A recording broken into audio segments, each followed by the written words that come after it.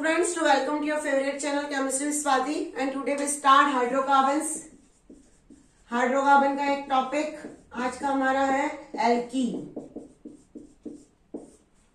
All of you know about इस general formula CnH2n से बनेगा, जैसे C2H4, C3H6, C4H8, ethene, propene and butene. अब यहाँ पे ये कौन सी आइसोमेरिज में शो करेगा एल्कीन। सबसे पहले हमारे कोई भी हाइड्रोकार्बन हो, सबसे पहले उसका हमको पढ़ना है आइसोमेरिज में कि किस टाइप की आइसोमेरिज में ये शो करेगा। जैसे हमको C4H रेट दिया है किसी ने ब्यूटीन, तो क्या ब्यूटीन कोई आइसोमेरिज में शो कर सकता है क्या? हम यहाँ पे ब्यूटीन का स्ट्रक्चर बना के देखते हैं।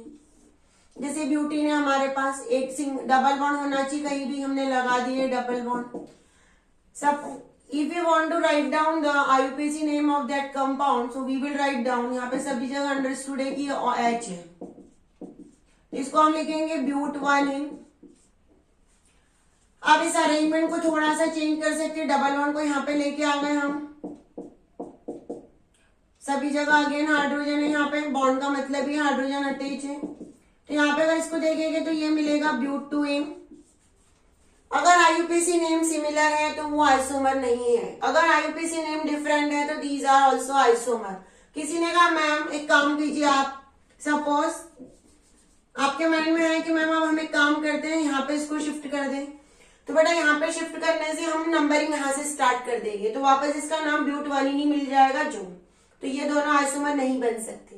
तो हमारे दो आइसोमर बन गए, ब्यूट1इन एंड ब्यूट2इन। कोई भी एग्जाम में अगर आपको आइसोमर बनाने के लिए क्वेश्चन दिया जाता है कि इसके आइसोमर बनाओ, तो बॉन्ड की पोजीशन को चेंज कर लो, IUPAC लिख के चेक कर लो।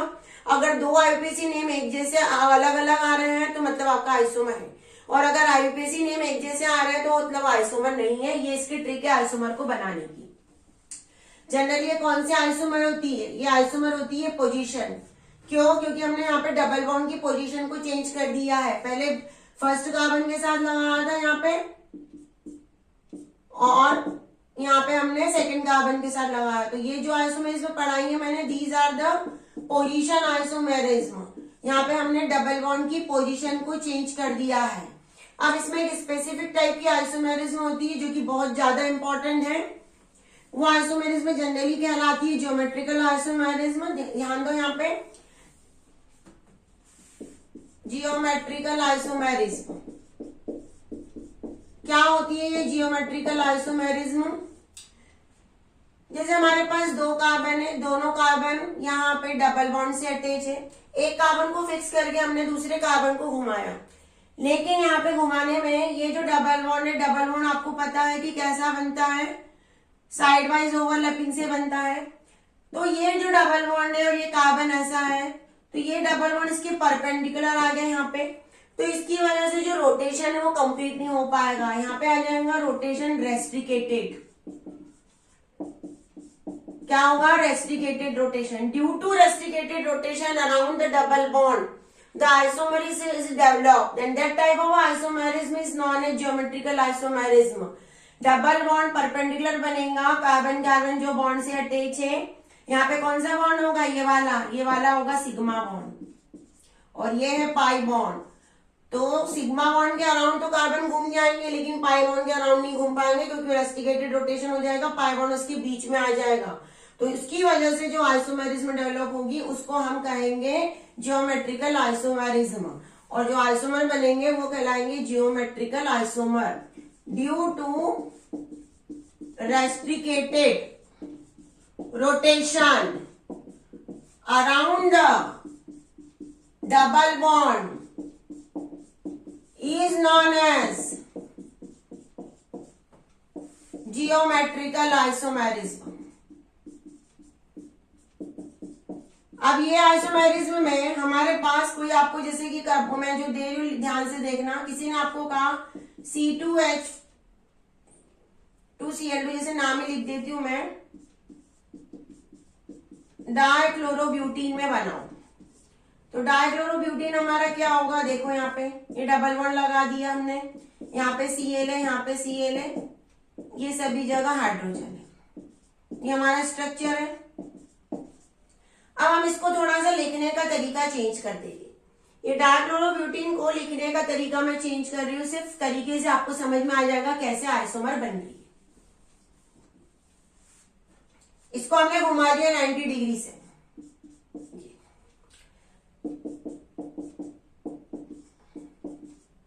ब्यूटीन ना लेके मैंने इथीन में बना दिया है। तुमको अगर ब्यूटीन में बनाना हो तो ब्यूटीन में ही बना सकते हैं। ब्यूटीन में ऐसा बनेगा, ये लो, ये आ गया हमारा डाइक्लोरोब्यूटीन। अब देखो अरेंजमेंट, मैं सिर्फ लिखने के तरीकों को शिफ्ट कर रही हूँ, चेंज को, एटम्स को चेंज कर रही हूँ। यहाँ पे Cl दोनों एक ही साथ एक ही जगह पे थे, same side, around the carbon same side. यहाँ पे Cl अपोजिट साइड आ गए। तो जब similar groups are present on the same side, similar groups are present on same side, उसको कहते हैं सिस। और similar groups are present on opposite side, उसको कहते हैं ट्रांस। यह है जियोमेट्रिकल आइसोमेरिज्म। ऐसे कई एग्जांपल आपको प्रैक्टिस के लिए करने पड़ेंगे तो हम बिल्कुल परफेक्ट बन जाएंगे। अब सेकंड, उसका सबसे इंपॉर्टेंट पार्ट है इसका मेथड ऑफ फॉर्मेशन, कि आखिर ये बनता कैसा है। हमारा एल्कीन जो है वो किस वे में बनाया जाता है। तो एल्कीन की method of formation, first method of formation इसकी है फ्रॉम एल्काइन। एल्काइन का हम करेंगे हाइड्रोजिनेशन। जैसे हमने लिया CH triple bond CH, CH triple bond CH क्या होता है हमारा, इथाइन होता है। इसकी हाइड्रोजन से रिएक्शन करवाई, निकिल या पैलेडियम यूज किया, तो इससे बन जाएगा CH2 डबल बॉन्ड CH2। एक H यहाँ आ जाएगा, एक H यहाँ पे आ जाएगा, एक बॉन्ड यहाँ से हट जाएगा। It is a ethene. यहाँ पे जो है इसमें हम लिक्विड अमोनिया का यूज भी कर सकते हैं इन सोडियम, ये भी एक कैटलिस्ट का काम करता है। सेकेंड मेथड ऑफ फॉर्मेशन है हमारी, second method of formation from dehydro halogenation. क्या होता है डीहाइड्रो हेलोजिनेशन? डी का मतलब होता है रिमूवल, हाइड्रो मतलब हाइड्रोजन, हेलोजिनेशन मतलब हेलोजन। एक ऐसा रिएजेंट जिसमें से हाइड्रोजन और हेलोजन दोनों का रिमूवल हो, वो कहलाता है डीहाइड्रो हेलोजिनेशन। जब भी हम 12th में भी ये रिएक्शन आपको कई बार आएगी, जब भी हमको डीहाइड्रो हेलोजिनेशन यूज हो तो हमको यूज करना पड़ता है अल्कोहलिक KOH। ये बिल्कुल पक्के से इसको याद कर लेना। अब यहाँ पे हम रिएक्शन करवा रहे हैं, जैसे सपोज CH2 ये Cl ये H, क्या है इसका नाम, इथाइल क्लोराइड। इस इथाइल क्लोराइड को मैंने हीट किया इन the presence of alcoholic KOH, तो ये H और Cl दोनों यहां से रिमूव हो जाएंगे। हमारा बचेगा CH2 double bond CH2 plus HCl, ये कहलाएगा इथीन। अल्कोहलिक KOH किसी भी रिएक्शन में हाइड्रोजन और हेलोजन दोनों को रिमूव कर देते हैं, इसलिए उसको कहा जाता है कि ये इसी रिएजेंट का यूज हम करेंगे। सेकंड इसमें होते हैं विसिनल डाइहैलाइड। थर्ड रिएक्शन है ये सर, विसिनल डाइहैलाइड। सबसे पहले तो विसिनल डाइहैलाइड आपको पता होना चाहिए। विसिनल डाइहैलाइड का मतलब होता है कि दो डिफरेंट कार्बन से हेलोजन अटैच हो। जैसे एक कार्बन है, दोनों जगह मैंने Br लगा दिए, एक ही कार्बन से नहीं लगाया है, इस तरह को कहा जाता है विसिनल डाइहैलाइड। जब इसकी रिएक्शन करवाएंगे जिंक के साथ, तो ये जिंक की खासियत होती है कि दोनों को भगा के लेके चले जाता है Br को, तो बनेगा यहाँ पे CH2 double bond CH2 plus ZnBr2। ये रिएक्शन है। वीडियो को पॉज करके पूरी रिएक्शन को नोट कीजिए और सबसे पहले समझने की कोशिश कीजिए कि क्या बन रहा है। रिएक्शन को लर्न करने से पहले होता है, कई लोग सिर्फ रिएक्शन को रट डालते हैं। रिएक्शन को हमेशा समझना चाहिए और मन से लिखना चाहिए, तभी हम कह सकते हैं कि हम रिएक्शन में परफेक्ट बने। नेक्स्ट मेथड है फ्रॉम एल्कोहल। कोई अल्कोहल उठा के ले लिया हमने, जैसे ये है हमारा इथाइल अल्कोहल। सिर्फ लिखने का तरीका ये है कि मैंने पूरा उसको अरेंज करके लिखा हुआ है। अल्कोहल को अगर हम कॉन्सेंट्रेटेड H2SO4 की प्रेजेंस में हीट करें, अब ये कॉन्सेंट्रेटेड H2SO4 का मतलब ये होता है, ये जहां भी कहीं रिएक्शन में दिखे, इसका मतलब होता है ये डिहाइड्रेटिंग एजेंट है। डिहाइड्रेटिंग एजेंट का मतलब ये होता है जो वाटर को रिमूव कर सके, वाटर रिमूवल। ये वाटर को रिमूव कर देगा, H और OH ऐसे निकल जाएंगे और हमारा बनेगा CH2 double bond CH2 ethene. तो इथाइल अल्कोहल से हमने क्या बना दिया, इथीन बना लिया। इसकी प्रेजेंस में कॉन्सेंट्रेटेड एस्टोसोफोर। कॉन्सेंट्रेटेड एस्टोसोफोर क्या है, डिहाइड्रेटिंग एजेंट है। डिहाइड्रेटिंग एजेंट का मतलब क्या है, वाटर रिमूवल। चलो ये इसकी कुछ मेथड ऑफ फॉर्मेशन हो गई। अब इसकी केमिकल प्रॉपर्टीज जो कि सबसे ज्यादा इंपॉर्टेंट है, ये कौन कौन सी केमिकल प्रॉपर्टीज शो करेगा। सबसे पहले है एडिशन ऑफ हाइड्रोजन, हाइड्रोजन का एडिशन। इसमें जब हम हाइड्रोजन का एडिशन करेंगे, whenever addition of hydrogen takes place, it always take place in the presence of any reagent like nickel और प्लेटिनियम और पैलेडियम। और ये रिएक्शन क्या कहलाती है, हाइड्रोजिनेशन ही कहलाती है। जब कहीं हाइड्रोजन को ऐड किया जाता है तो उसको हाइड्रोजिनेशन कहते हैं। एक एच यहाँ आ जाएगा, एक एच यहाँ पे आ जाएगा, बनेगा CH3 single bond CH3 ethane. तो हमने क्या बनाया, हमने इथीन को इथेन में कन्वर्ट कर दिया। और सेकंड है, इसी का एक पार्ट होता है एडिशन ऑफ हेलोजन। हेलोजन का भी एडिशन कर सकते हैं हम, जैसे CH2 double bond CH2 plus bromine, bromination करवा दिया तो यहाँ पे बनेगा CH2Br CH2Br। ये क्या कहलाएगा, 1,2 डाइब्रोमो इथेन, 1,2 डाइब्रोमो इथेन। अब अगर हमारे पास एक ऐसा अल्कीन है जो अनसिमेट्रिकल है, ये तो दोनों सिमेट्रिकल थे, इथीन था, डबल बॉन्ड के आजू बाजू बराबर कार्बन और हाइड्रोजन प्रेजेंट थे। अब हमने यूज कर लिया, सपोज हमको पहले एक और हम यहाँ पे पढ़ लेते हैं, जैसे CH2 double bond CH2 plus HBr, addition of hydrogen halogen, hydrogen और हेलोजन का एडिशन। तो एक जगह एक जाएगा, एक जगह Br जाएगा, बन जाएगा CH3 CH2Br। इसको लिखेंगे इथाइल ब्रोमाइड। ये होगा हमारा इथीन। अब अगर हमको यही रिएक्शन को अगर इसमें करवाना है तो कैसे होगा। अब हम यहाँ पे कंफ्यूज हो सकते हैं कि H कहाँ जाएगा, कौन से कार्बन से जाएगा, Br कौन से कार्बन से जाएगा। तो इस प्रॉब्लम को सॉर्ट आउट करने के लिए एक साइंटिस्ट हुआ था मार्कोनिकॉफ, और उसने अपना एक रूल बताया जो कि बहुत ज्यादा फेमस है। इवन हमको 12th में भी कई बार कहा जाएगा आपको कि इसमें मार्कोनिकॉफ को अप्लाई करो।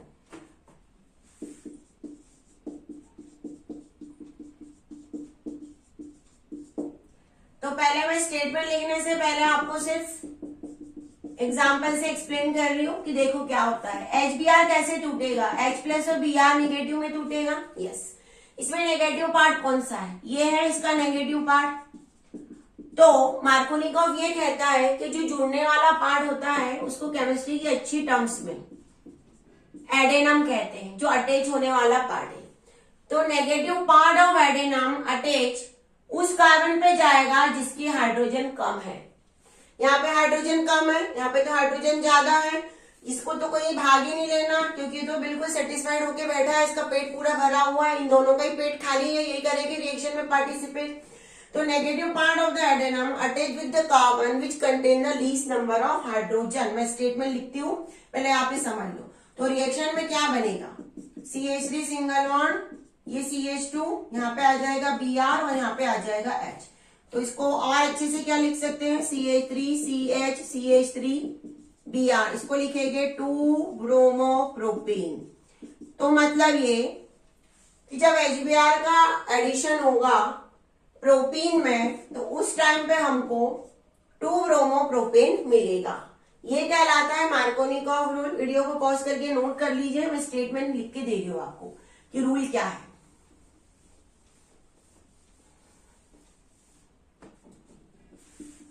Negative part of addendum attached with that carbon which contain least number of hydrogen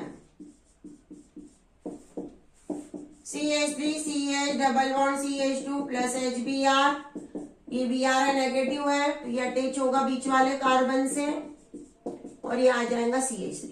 इसको लिखा जाएगा 2 ब्रोमो प्रोपेन।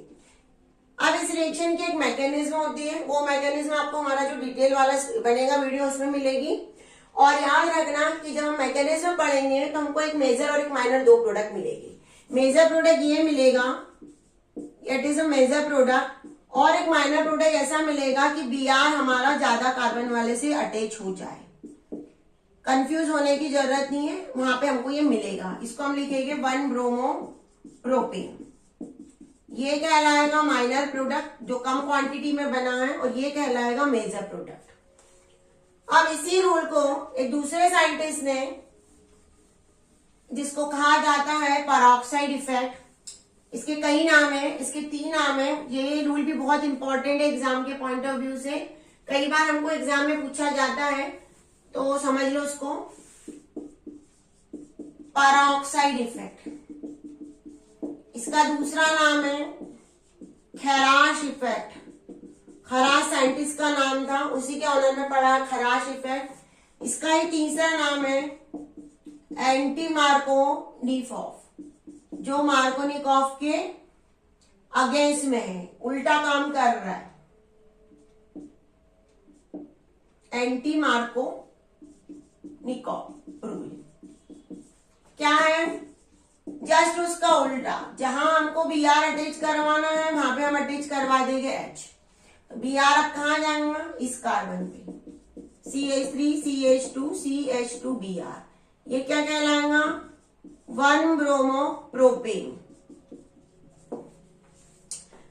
जब आप इसकी मैकेनिज्म पढ़ोगे तो ये प्रोडक्ट हमको मिलेगा मेजर, और एक माइनर प्रोडक्ट भी हमको साइड में मिलेगा। कंफ्यूज मत होना, ये 2 ब्रोमो प्रोपेन ये माइनर में मिलेगा। मैकेनिज्म मैंने कहा वापस, इस वीडियो में आपको मैकेनिज्म नहीं है, इसका जो डिटेल वाला वीडियो बनेगा उसमें मैकेनिज्म आपको मिलेगी। ये है पेरोक्साइड इफेक्ट। इसके बाद एक रिएक्शन होती है हमारी एडिशन ऑफ ओजोन। क्या होता है? एडिशन ऑफ ओजोन, ओजोन का एडिशन। तो एडिशन ऑफ ओजोन की एक खासियत होती है कि ये हमेशा डबल बॉन्ड वाले कार्बन पे ही अटैक करता है। कौन सा कार्बन है डबल बॉन्ड है? ये कार्बन और ये कार्बन है, तो उससे जाके ये अटैच हो जाएगा और एक स्पेसिफिक टाइप का स्ट्रक्चर बना लेगा, ऐसा साइक्लिक स्ट्रक्चर। इसको कहा जाता है ओजोनॉइड। अब इस ओजोनॉइड का हम जिंक की प्रेजेंस में हाइड्रोलिसिस करेंगे, जिंक की प्रेजेंस में ही करेंगे, जिसको कहा जाता है ऑक्सीडेटिव हाइड्रोलिसिस। तो ये जो पार्ट है ये इस वे में टूटेगा, इतना अलग हो जाएगा। ये क्या कहलाएगा? CH3CHO प्लस ये वाला अलग होगा CH2O। ये जो CH2O है ये कहलाता है, इसको अरेंज करके लिखते हैं SCHO, और नीचे वाला अलग हो जाएगा। SCHO है मीथेनॉल, CH3CHO है इथेनॉल। तो हमको इस वे में यहाँ पे प्रोडक्ट मिले। सपोज हमने यहाँ पे ये प्रोपीन का किया था, इथिन का करेंगे तो हमको दोनों सिमिलर प्रोडक्ट मिलेगी, क्योंकि इथिन ही सिमिलर सिमेट्रिकल एल्कीन है।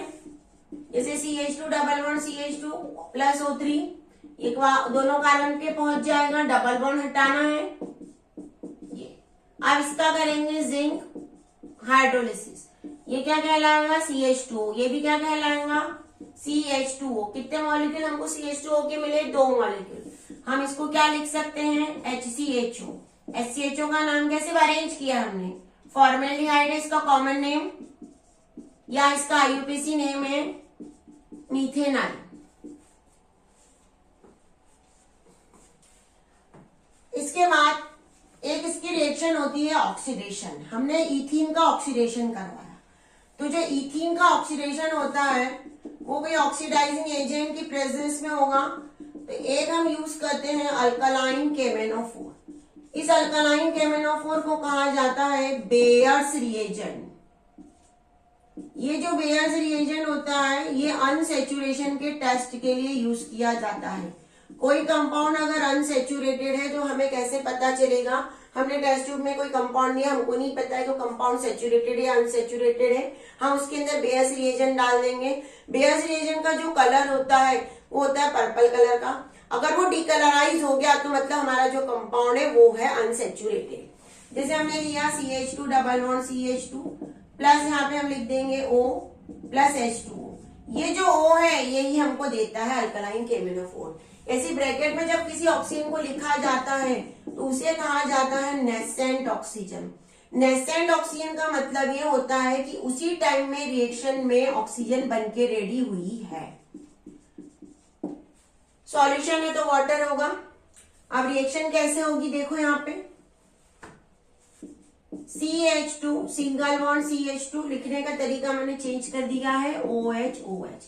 इसको कहा जाता है इथाइलिन ग्लाइकॉल। इसे क्या कहा जाता है? Ethylene glycol. इसका कॉमन नेम है जैसे आप लोगों के घर में नेम होते हैं। और अगर इसका IUPAC हो तो लिखेंगे ईथ 1,2 डायटॉल। यहाँ पे हमने क्या यूज किया? Alkaline KMnO4। अब अगर हम इसी रिएक्शन को एसिडिफाइड K2Cr2O के साथ यूज करें या एसिडिफाइड KMnO4 के साथ यूज करें तो हमारा रिएजेंट चेंज हो जाएगा, एसिडिफाइड KMnO4। अब यहाँ पे हमने सपोज लिया CH3CH डबल बॉन्ड CH3। थोड़ा सा ये वाला H मुझे अच्छा नहीं लग रहा है यहाँ पे, तो मैं इसको नीचे ऐसा लगा दूं। इसका IUPAC नेम होगा 2-मिथाइल प्रोपीन। अब इसकी रिएक्शन करवाएं हम एसिडिफाइड KMnO4 के साथ, तो हमको थोड़ी सी चीजें यहाँ पे याद रखनी पड़ेगी। ये वाला जो डबल बॉन्ड है ये टूटेगा और हमको मिलेगा CH3CO CH3। ये है एसीटोन। क्या है? एसीटोन। एक और प्रोडक्ट मिल जाएंगे इसके साथ हमको CO2। तो दोनों अलग अलग रिएक्शन देंगे। इसके बाद एक रिएक्शन होती है H2SO4 के साथ addition reaction, CH2 double bond CH2। जब H2SO4 के साथ एडिशन रिएक्शन होती है तो H2SO4 के स्ट्रक्चर को पहले ओपन करके ऐसा लिखना पड़ता है। ध्यान दो, यहाँ पे H2SO4 के स्ट्रक्चर को क्या करेंगे? हम ओपन करेंगे और ओपन करके हम यहाँ पे उसको एक ऐसा स्ट्रक्चर बनाएंगे। ये देखो, ये इसका ये है H2SO4। अब यहाँ पे आपको याद रखना है ये जो CH2 डबल बॉन्ड CH2 है, ये जो H है ये एक जगह जाके अटैच होगा और जो ये वाला पार्ट है OSO2OH ये दूसरी जगह जाके अटैच होगा। इसको हम क्या लिख सकते हैं? OSO2OH। तो यहाँ पे लिखेंगे CH3 CH2 OSO2OH, ethyl hydrogen sulphate. सिर्फ तुमको सबसे बड़ी ट्रिक क्या है? तुमको इसके स्ट्रक्चर को बनाते आना चाहिए, तो हम ये रिएक्शन कंप्लीट कर लेंगे। इसके बाद एक रिएक्शन होती है पॉलीमराइजेशन। पॉलीथीन का यूज तो हम डेली लाइफ में करते हैं, it is a part of our life. तो क्या होता है पॉलीमराइजेशन? छोटी यूनिट, मोनोमर का मतलब होता है स्मॉल यूनिट। जब बहुत सारी स्मॉल यूनिट वाले को हम ऐड कर दें और एक लार्ज मॉलिक्यूल बन जाए, क्या है? लार्ज मॉलिक्यूल बन जाए, तो ये जो प्रोसेस होती है इस प्रोसेस को कहा जाता है पॉलीमराइजेशन। जैसे हमने लिया CH2 डबल बॉन्ड CH2, इसके N मॉलिक्यूल ले लिए बहुत सारे, इसको हाई टेम्परेचर, हाई प्रेशर और किसी कैटलिस्ट की यूज प्रेजेंस में रिएक्शन करवाई, तो इससे हमको CH2 सिंगल बॉन्ड CH2 ये ऐसा ब्रैकेट बनाया है, यहाँ पे बॉन्ड है मतलब अनलिमिटेड मॉलिक्यूल है, तो हमको मिलेगा पॉलीथीन। क्या मिलेगा हमको? पॉलीथीन। तो these are the some basic things about the ethene. ये कुछ इथीन के बारे में बेसिक चीज मैंने आज पढ़ा दी है। पूरी डिटेल में आपको एक अगला वीडियो मिलेगा, उसमें हम पूरा डिटेल पढ़ेंगे इथीन के बारे, एल्कीन के बारे में। तो पढ़ते रहिए। कोई डाउट हो तो हमारा कमेंट्स बॉक्स आपके लिए हमेशा खुला